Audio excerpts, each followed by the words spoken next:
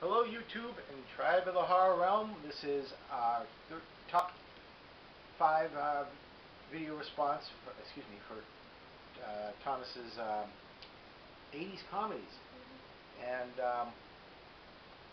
unfortunately we didn't have time to go digging in the closet for our thin leather ties and Vans and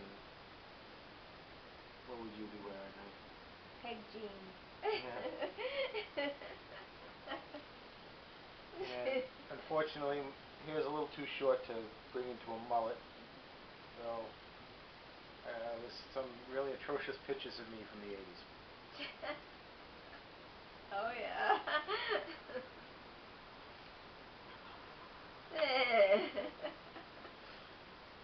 Back in the days in playing in metal bands.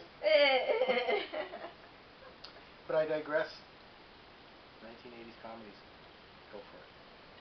Okay. My fifth one is Ghostbusters.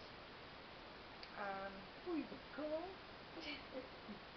I thought it was a cool movie. It was like one of my first movies to see ghosts in. So, and I thought the ghosts were pretty good, done pretty well with special effects, and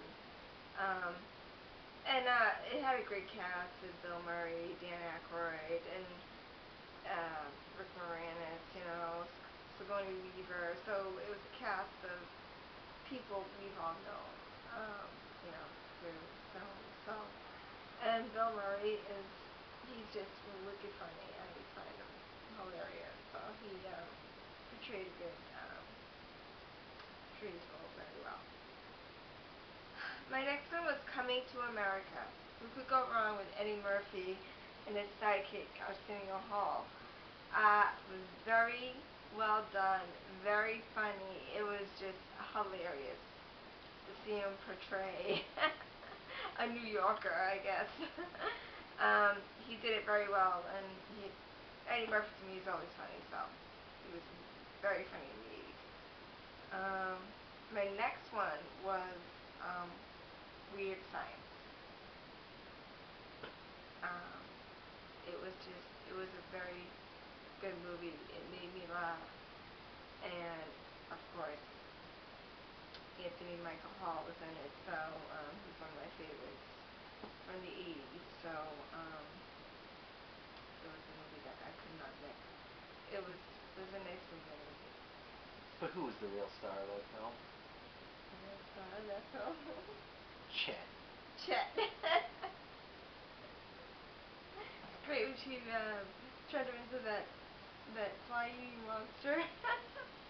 They really need to get Bill Paxton to a horror convention. I mean, obviously he's done enough horror films. One of the only guys that has faced off against the Predator and Alien and the Terminator. But also he was in Near Dark and such. But he was Chet. My second one was Mannequin. This is one of my all-time favorite Andrew McCarthy movies.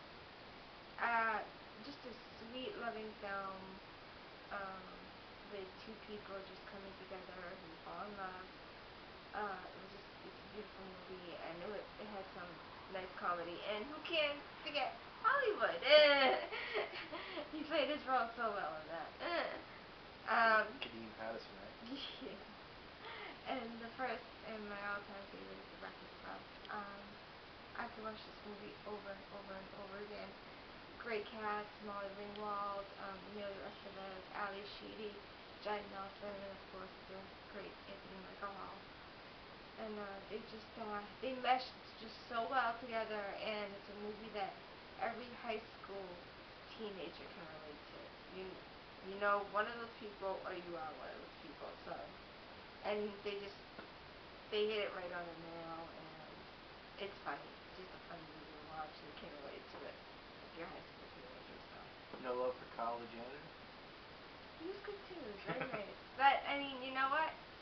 It's a movie that everybody can relate to, and I never get sick of seeing it. One of my all-time favorite movies. And I'm an 80s chick, so. Clock. It's 4 minutes fast. Okay. Alright, so for I decided to pick 80s films that she didn't pick, and of course, I mean, I have a lot of love for films like Breakfast Club, Weird Science, and Coming to America, so um, I had to just try to pull out some other ones, and I could actually come up with 6 of them, as I said to her this morning. But I'm going to go with number 5, Bachelor Party. Um, I mean, Tom Hanks has done some terrific films. You know, as they say, he's a modern day Jimmy Stewart. But Jimmy Stewart didn't do films like this, and it's just a really fun thing, and it just reminds me of my bachelor party. Okay, maybe not. This is a little Number low-key. number 4 would be I had to give some props to John Cusack, 80s film, so we went with Better Off Dead. Just funny shit film. I mean, the 2 Asian guys that, you know, one of them learned how to speak by watching Howard Cosell. You had Booger from Revenge of the Nerds. Is another good 80s movie. Yeah, that's a good movie. The little French girl talking about Ricky with putting his testicles all over her, and she meant like tentacles from an octopus. Just a little funny stuff. Number 3, I'm gonna go with Joe versus the Volcano. Love Joe versus the Volcano. Can watch it all the time. I make references to it all the time, even at work. The guy that drinks Mountain Dew, I keep telling him to make an outfit out of Mountain Dew things. Of course, the homage to the Orange Crush soda cans from Joe versus the Volcano. Just a really funny thing. And every time she complains, you know, her head hurts. I'm like, oh, it must be a brain cloud. Number 2, every time it's on, I just watch it. And I probably say this countless times, I miss John Candy. And I'm talking about Uncle Buck. Oh, God, that's movie ever. It is probably one of my all-time favorite John Hughes films.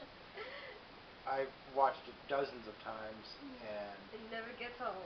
No, it's a great film. It's just on so many different levels. So funny. It is hilarious. And the number 1 film, and it's really true to life.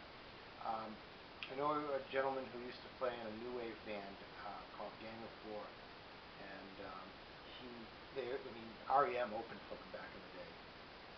And we talked about this movie, and he said to me, and I can't do a British accent, but he said, "My good boy, if you spent 5 minutes in rock and roll, you wouldn't believe that all that stuff is true." And of course, I'm talking about This Is Spinal Tap. Because most of that stuff, you talk to anyone if you know anyone that's in the music business, they will tell you how true to life that really is. They just don't let you know because it doesn't make them look cool as musicians.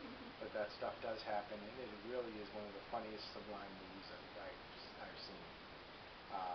And of course, remember, this year, November 11th, is Nigel Tufnell Day, because it goes up to 11. So that is our top 8 80s films or 80s comedies. So thanks for watching, and we'll be right back with yet another one. Bye. Bye-bye.